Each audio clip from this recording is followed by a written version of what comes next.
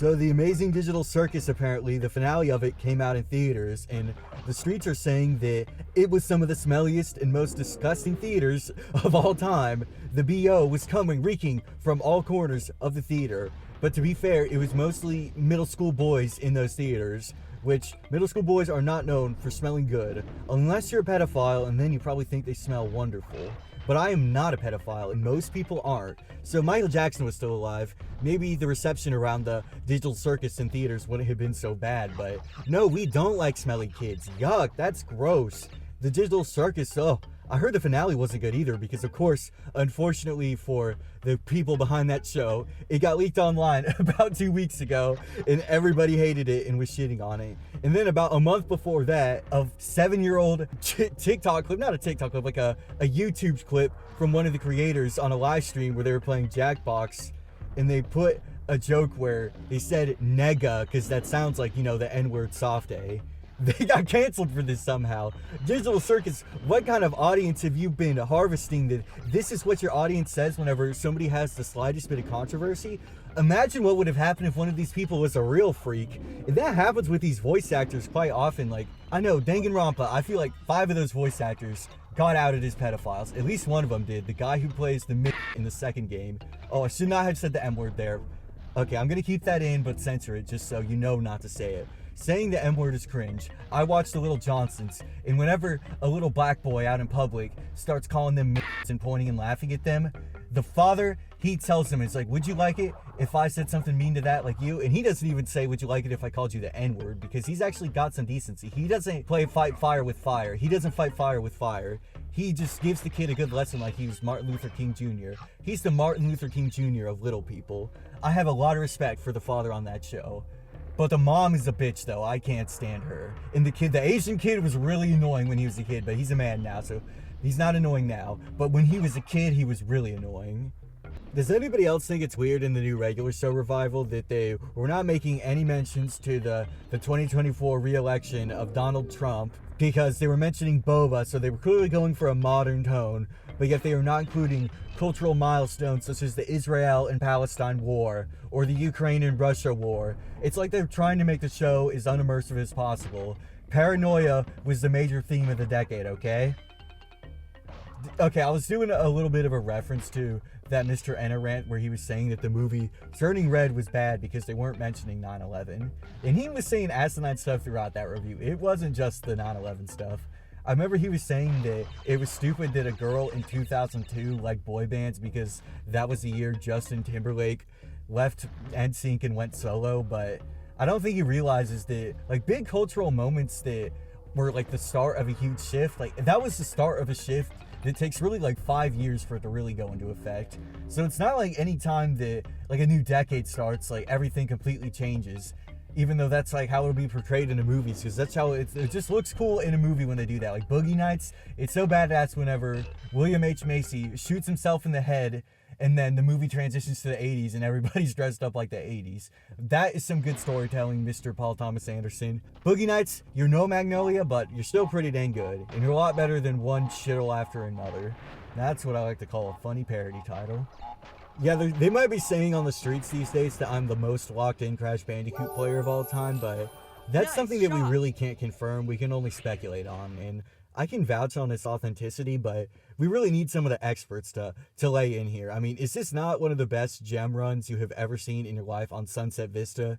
And this is my first real try because I schizophrenically quit out of the level last time, and I don't know why I did that. Like, I thought that I had died when I had gone to the checkpoint. I thought I had already died before, so I thought it was going to be fucked on getting the gem because you need to break every box without dying in this game. But if you die before the checkpoint, you don't have to do that because you haven't cleared the checkpoint yet, which is good. But I thought I had already cleared the checkpoint, but I'm pretty sure I didn't clear it. I was just being schizophrenic. So my own schizophrenia just cost me a brilliant run there where I was already at the first checkpoint, but it didn't really matter because I'm literally about to win right now. That's what happens whenever you're a crash cell. True crash cells can beat Sunset Vista on their first try trying to get the gem in a blind playthrough because they know that skill in Crash Bandicoot correlates to all other aspects of life, except for talking to women, but who needs a Floyd whenever you can fuck a dude, am I right? Did you get it? Llama Rider joke? You see, because I'm kind of like him, but I'm a little more funny because I'm a lot more interesting. I feel like he's a bit of a normie. You know, he kind of just goes along with what other people are making fun of. But I make fun of interesting things that nobody else makes fun of. I don't think Llama Rider 37 would ever make fun of you-know-who. He who must not be named, and I'm not talking about Voldemort. If you've seen my Crash 2 videos, you'll know who I'm talking about. So I have this really funny and interesting story that happened to me one time. Well, I wouldn't say it happened to me so much as I directly caused it. So I was on a plane because I used to fly to my grandma's every summer up until she died of AIDS. Now, it wasn't AIDS, but she died of something that was interesting enough that you'd probably be able to dox me from it. An anvil fell on her head. It's something around as crazy as that. Well, it wasn't a piano, though. A piano definitely didn't fall on her head from the second story by some crazy dude who was wearing a black coat and he had a black hat on and black sunglasses. It definitely was not anyone who looked like that. Okay, but that's just me going off on a tangent there. But the point is, so I was on the plane coming back from my grandma's after a great summer of jerking off in her bedroom every day when she left, because there was only one bedroom in the house. It was the only room that had lotion in it. And you might say, well, why didn't you go to another room besides your grandma's room? Because there was a living room, obviously, and a bathroom. Why didn't you go to the bathroom? Okay, well, the bed was really cozy on my butt cheeks, okay, because I also like to beat it raw. You don't know what that means? I'm talking about nudity. But the point is, I had a great time at my grandma's. Now, did I get into a slight bit of legal trouble in my grandma's that slightly soured things that summer? Yes, but it was only some slight pickpocketing, and I also tried giving a girl $20 for her to give me a blowjob, but this stupid bitch didn't realize I was being Schrodinger's douchebag, and she called the cops anyways. Because, you know, I was kind of joking in a way. Okay, I'm actually going to stop ranting, okay? Okay? I'm going to tell you the story. Are you happy? Are you happy I'm going to tell you the story? You better be. So I was on the plane, and that thing was about to land. And there was an old lady a couple rows in front of me, and I could already tell that this lady was going to be giving me problems. So I was trying to get off in front of her, and then whenever I passed her, because she was just standing in the aisle not doing anything, she was like, oh. And then I gave her the middle finger because there was nobody else left on the plane, and she had the most shocked look on her face, and it was the coolest story of all time. Bro, why is Ellis Mark's cartoon so mediocre? I mean, you think since he's not having to deal with any network problems, it would actually be, you know, good?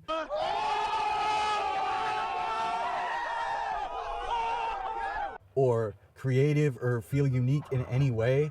Like, yeah, I feel like Mark's style of humor, I don't know, what is wrong with him? I mean, on his podcast, which is actually good, but it's not good because of him, but his wife on there is actually funny. She's 10 times funnier than you. Bruh, how is your Floyd wife comedy mogging you to such an intense degree? Is that why you stopped uploading episodes? Because you were so embarrassed of the fact that your Floyd wife is making you look like Amy Schumer.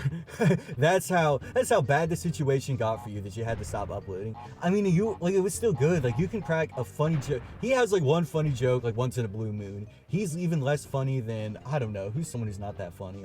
Like Pro Jared. He's less funny than Pro Jared. I don't even remember what Pro Jared was like. I was just really throwing a random name out there because I couldn't think of anybody.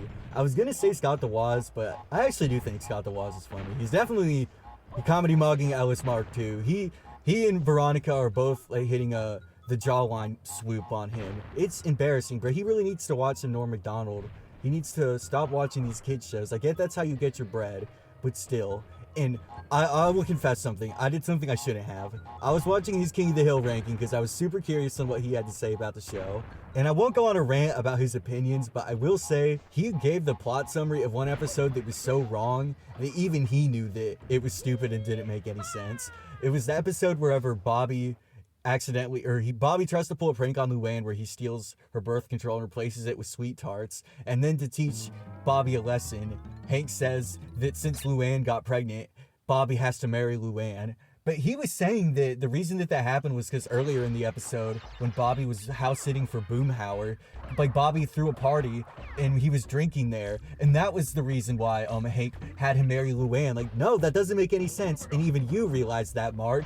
But yeah, you still had that in the video. How did an editor not call that out? But I will say the funniest Mark L of all time, not even an L, just a blunder, quite like a humorous blunder, not like an actual blunder where he like fell and broke his leg. No, a funny blunder. Well, maybe just funny because it's a little racist. Now, you might be thinking, oh, Ellis Mark was being racist? I think I would have heard about that.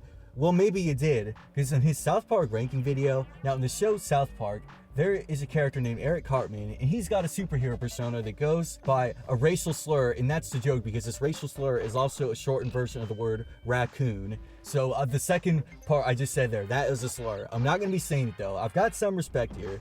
I don't really like dropping slurs around here. I know I said the M word earlier, but that was used so much around me in my early life, I see and I have a bit of a problem. I see my father in me every time I say the M word. Alright, hell, we were talking about Ellis Mark. See, Ellis Mark was just ripping the superhero name Hard C without, I don't even know if he realized it, but the thing is, one of Mark's editors, he has his own channel, Simply Dat, and it's actually really funny because he makes fun of Persona fans. I like the games too, but I still think his stuff is funny because I can actually take a joke. I'm not a pussy. I will say though, it is funny that he loves SMT4 so much, and he thinks Persona 5 is some anime weird garbage, but there's in SMT4, first 15 minutes of the game, you have some like sexy computer girl that's introduced to you, and then you find out, oh, she's gonna be talking to you for most of the game. He never calls this out though, one time in his 40-minute long video, but I know for a fact that that was probably making him uncomfortable. He's like, oh, this is weird, because it was making me feel weird too. And the Persona stuff makes you feel weird too, but weird horny, like I get off to that kind of thing. Not really, that'd be weird. Maybe a couple times, but that was in the past, okay? I played Persona 5 7 years ago. Maybe it was less than that. No way, it was a lot less than that. It was probably like 3 or 4 years ago. I'm a casual. I knew about Persona 5 before he was in Smash Bros, but I also knew about the series before, because I remember seeing that 3DS game that they had. That, like, as a kid, I was probably like 10 or 11 when that came out, but I remember seeing that in the store, and I thought that Persona was like some Austin Powers game, because that's how the style, it looks just like the Austin Powers box art. Like, I thought it was some kind of like 60s psychedelic thing. I guess Persona 4 is pretty psychedelic. I mean, the back of the box literally has that thing that one dude was saying, like, it's a parody on that phrase. Don't remember how it goes, but some psychedelic dude was saying, it's like, drop out, drop dead. No, it wasn't drop dead. That's the Persona version. It was something like, tune in, tune out, drop out. No, how did it go? It's like, turn on, tune in, drop out. That's what it is, because he's talking about drop out of school. I just got chills, because that dude, I will say, LSD makes you a genius where you know how to say smart stuff like that. But on the Persona version, they have like a parody of that on the back of the box art, or it's not on the box art. It is on the box art, but what I know it from, because I played it on the PlayStation 3, and whenever you hover over the game, it gives a description, and that's what it said. I thought that was a tough tagline. That's before I knew about the LSD thing. But the Persona version is turn on, tune in, drop dead, because the game is about this TV channel that kills people. It's kind of like Twin Peaks, but an anime version. But it's a little psychedelic too. Point is, the remake is gonna be bad. Like, the Persona 3 remake, they're getting rid of all the bad charm. These games aren't supposed to look good. They're not supposed to play right. They're fucking, well, I don't know why I'm saying that. I'm going